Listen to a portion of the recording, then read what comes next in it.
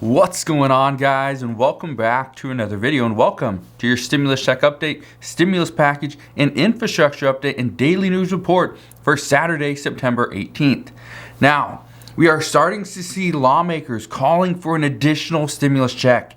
More people are actually considering this, and according to reports, this is due to inflation. Another stimulus check is still being considered. However, okay, and I want to just make sure you understand this. Lawmakers are being extremely cautious, especially right now. Democrats cannot afford to spend more money, cause additional inflation when the American people struggle in the next 6 to 12 months, and then come to the midterm election, the American people vote Democrats out of office or out of the House and Senate. That's not what they want. That's the reason they're being so cautious. According to multiple reports, more stimulus checks would most likely accelerate inflation. However, if the stimulus check included a little bit of money to account for the additional inflation, that's what they're trying to do. And I addressed this the other day where an economist just came up with the idea, was just floating this idea that what if we give inflation checks? What if we give the American people a stimulus check that is just supposed to account for the inflation that we're seeing, to make up for that the lost money there? Now, again, that was just an idea that was floated. But now reports are indicating that lawmakers are actually considering this or have been considering this. So the good news here is that, yes, there is still more being considered for the American people. But here's something I want to bring to your attention as well. The biggest reason why so many lawmakers are still considering a stimulus check as an option. Inflation is one of the reasons, but the biggest reason is simply because of all the benefit programs that have ended and do not look like they're coming back. There is currently no enhanced unemployment benefits. This went away for about 26 states months ago, and it went away for the rest of the United States on September 6th. So about 12 days ago. Reports indicate that roughly 8 million Americans received $600 per week because of this benefit. Well, that has since been lost. Those 8 million Americans are not getting the $600 per week in the $300 per week unemployment boost plus their state unemployment income. It's gone. Reports also indicate that an additional 2 million Americans lost about $300 per week from their income simply because of that boost. The boost is gone, they lose the income. So there's been a lot of people, about 10 million Americans, lost at least $300 to $600 per week. That's huge.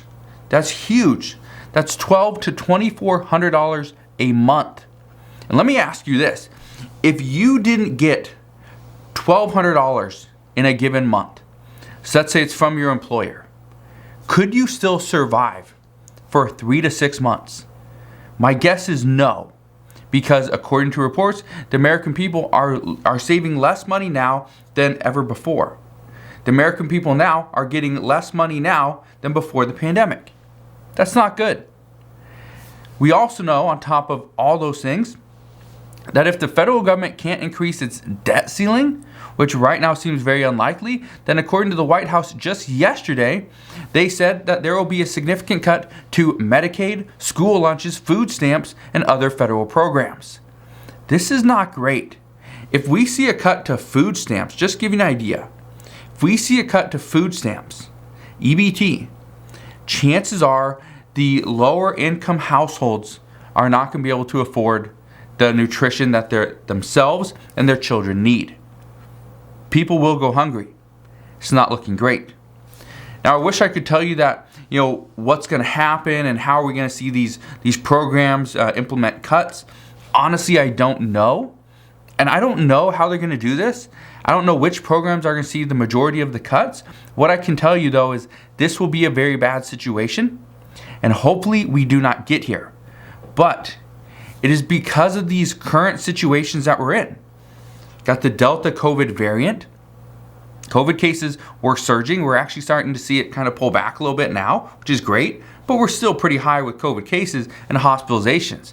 Many hospitals have to turn away patients simply because they do not have beds. They do not have the ICU space. We have seen reports over the past few weeks where people have gone into a hospital with a gunshot wound and had to wait hours or had to be moved to a different hospital because there was not enough space. We've seen children go into hospitals that could not be seen immediately, had to wait 6 to 8 hours just to be seen. Right? These aren't great stories, but this is what we're seeing. This is the world that we live in now. But lawmakers are currently saying that these are the reasons why we need an additional stimulus check. An additional stimulus check would tide over the American people for an additional 3 to 6 months. And it's true. Additional stimulus check would help out the American people, but at the same time, is it tiding us over for the next 3 to 6 months? Or is it just giving us the ability to pay the debts that we currently owe? Let's say we still have back rent and rental assistance just isn't coming quick enough. Well, could we pay this? Yeah, we probably could, and make sure we get to stay in that home. But while Democrats try and negotiate a deal with Republicans over this increasing debt ceiling, Republican leader Mitch McConnell, he had this to say the other day, and I quote, "Let's be clear, with a Democratic president, a Democratic House, and a Democratic Senate, Democrats have every tool they need to raise the debt limit. Remember, they have one more budget reconciliation, which they can use in order to increase the debt limit." He says, "It is their sole responsibility. Republicans will not facilitate another reckless, partisan taxing and spending spree." And he's been very clear that Democrats have all the tools they need to increase the debt limit themselves. However, Democrats are very cautious here, like I said just a little bit ago. If Democrats go and increase the debt ceiling, push through a $3.5 trillion infrastructure bill, and pass that $1.2 trillion bipartisan bill, we could potentially see more inflation. If we see more inflation, it will hit the American people the hardest in the next 6 to 12 months. Yes, it could happen immediately. We will see inflation kind of level off, and then we could see it, ramp back up again.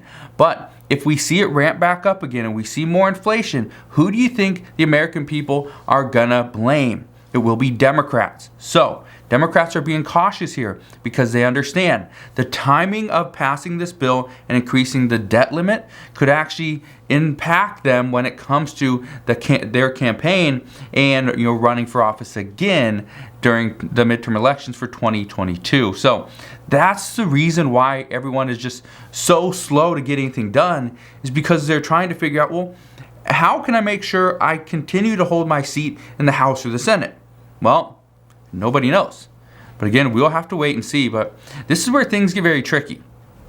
And this is one of the reasons why the chairwoman of the Progressive Caucus, Pramila Jayapal, she has actually confirmed that the Progressive Party will vote to block the $1.2 trillion bipartisan infrastructure bill during the House vote sometime before September 27th.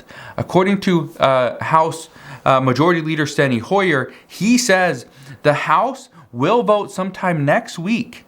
So sometime next week. We don't know when. The House of Representatives comes back on Monday, September 20th, but he says they will vote on both the debt limit increase and the bipartisan infrastructure bill.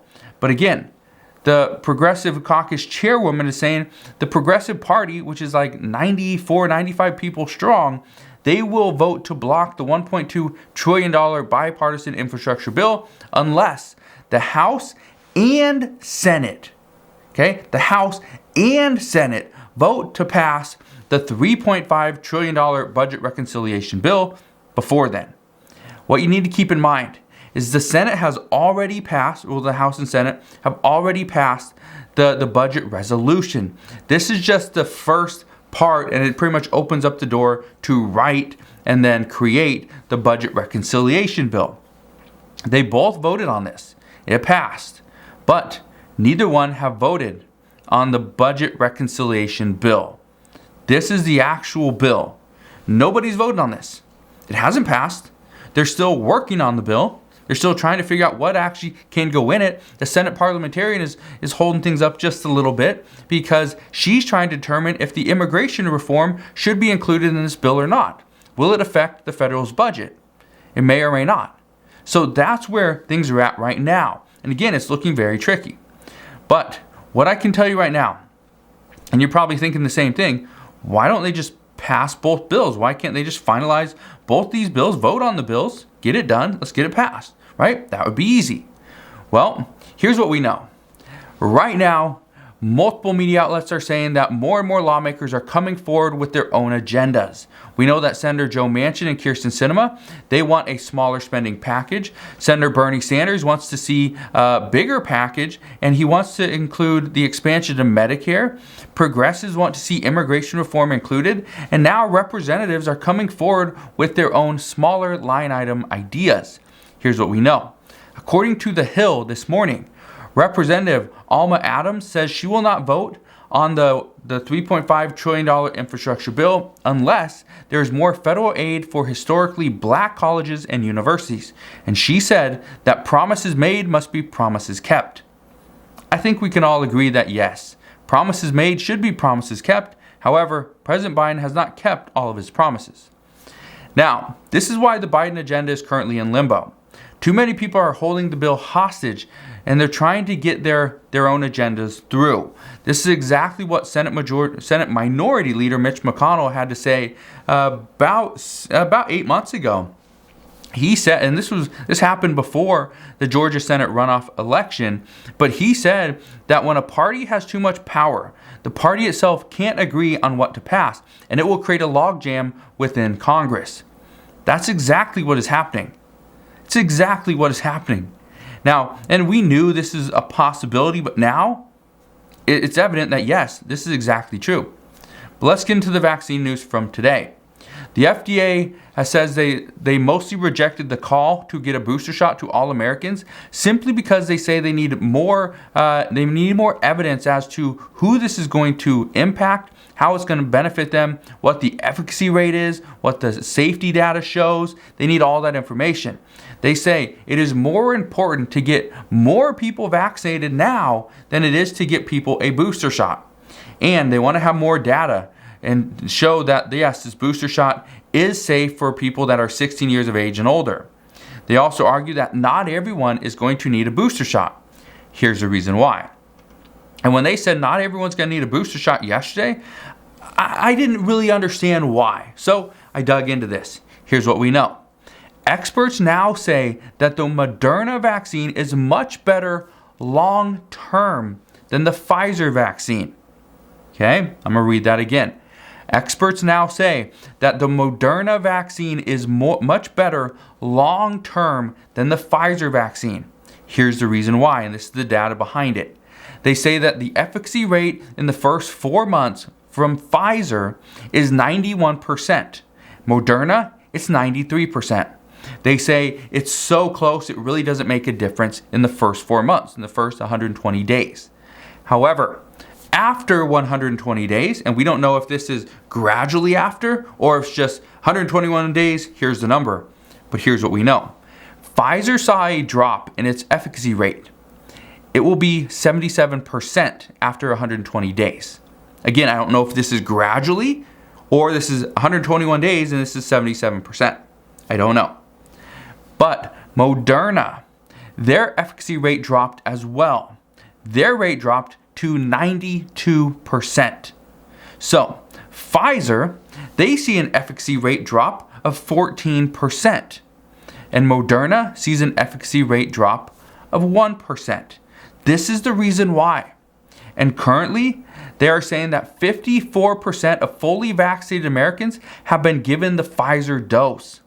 So, experts are anticipating that in the near future, people who have received the Pfizer vaccine will most likely be given the booster shot as well, as opposed to those who have taken the Moderna vaccine, because their efficacy rate isn't dropping so significantly.